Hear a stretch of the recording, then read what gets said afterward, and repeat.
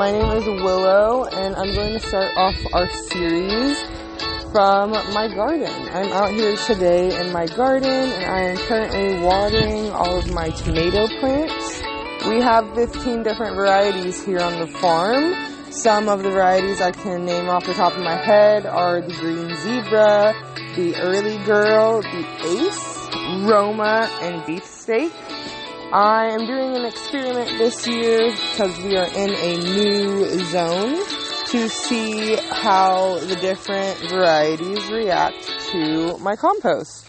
So we've used 100% rabbit manure compost this year in our beds, and I could definitely say that the tomatoes are thriving.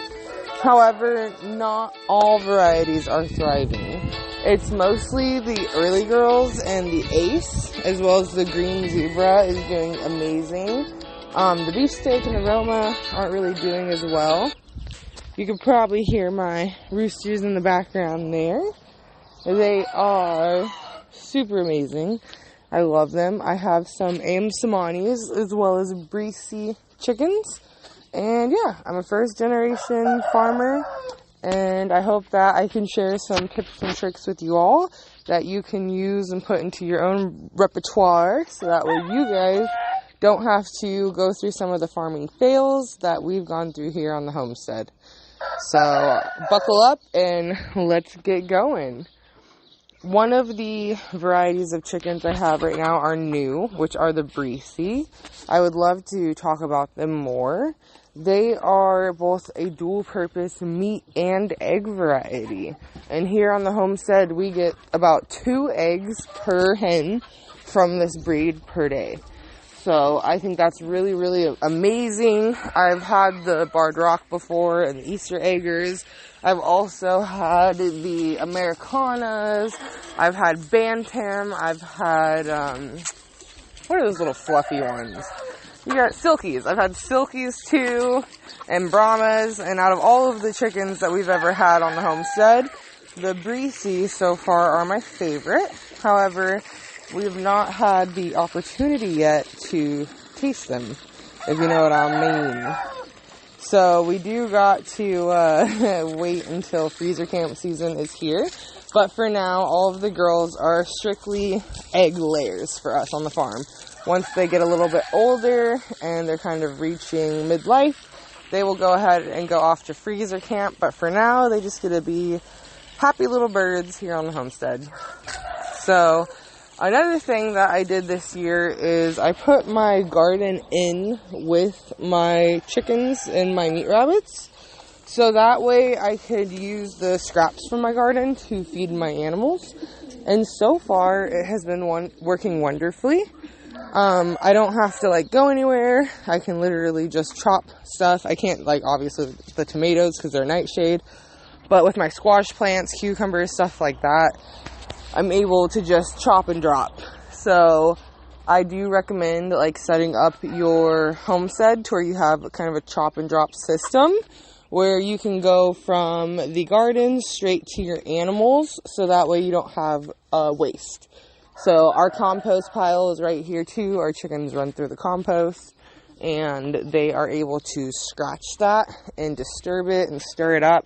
And honestly, after 24 to 48 hours, it's not even really a pile anymore because they do such a good job with turning it over for us.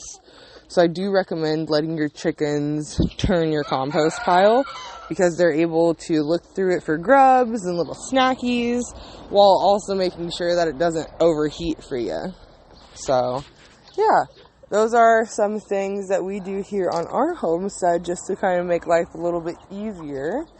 I do need to prune my tomato plants again. I've been pruning them once a week, and so far that has been amazing.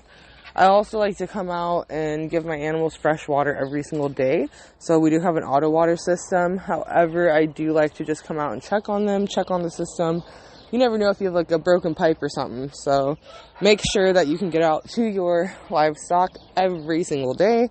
Even on sick days, even when you don't want to. It's kind of part of homesteading. So, but it also gets you out the house. In an era of technology, sometimes you need to get forced out of the house because like me, I get trapped inside sometimes, and I'm like, oh, I don't want to go, but then the animals make me go, and it's a wonderful process. Another reason why I love homesteading, and you may love it too, is because I was recently diagnosed with chronic ADHD, and it helps me manage my ADHD. I'm able to come out here and work and refocus, and it kind of just keeps me on task and is very fulfilling. So I do like it. It also teaches you a lot about life and death and being able to move on. I founded Nani Nonprofit in honor of my sisters who tragically were M-worded here in 2017.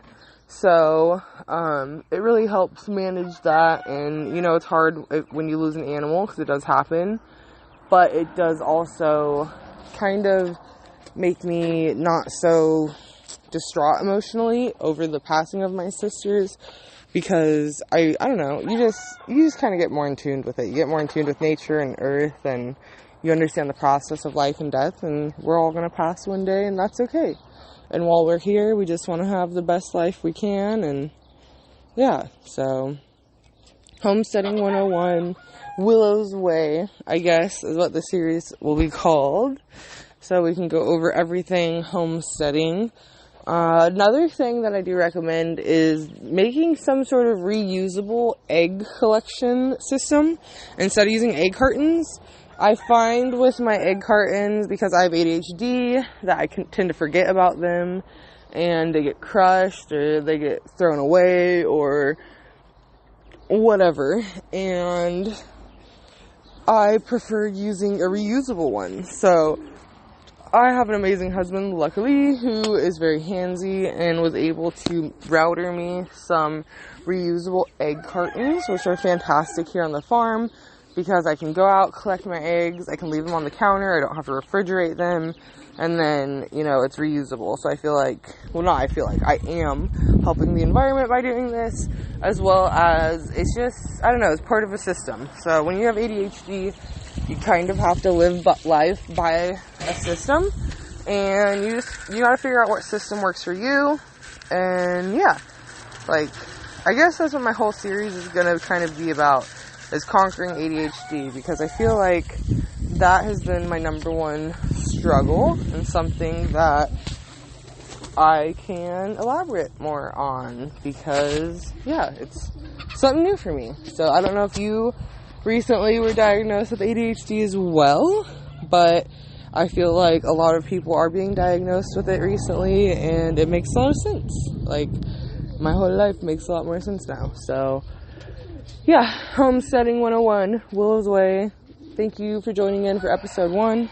Episode 2 will come out shortly. I actually ran across a post earlier that I want to dive a little bit deeper in.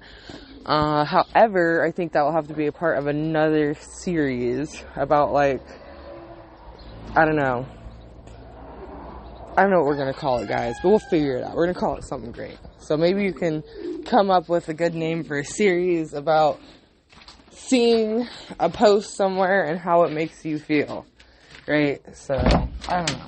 Anyways, thank you so much for tuning in to Willow's Way, Farming with Willow 101. Or wait, what did we call it? Homesteading 101, Willow's Way. Is that what we're calling it, guys? Vote on that. I think it's a good one. So yeah, Homesteading 101, Willow's Way, episode 1. Thank you so much for tuning in today, and I will be back tomorrow or whenever I feel like it. And if you are here, awesome. Bye.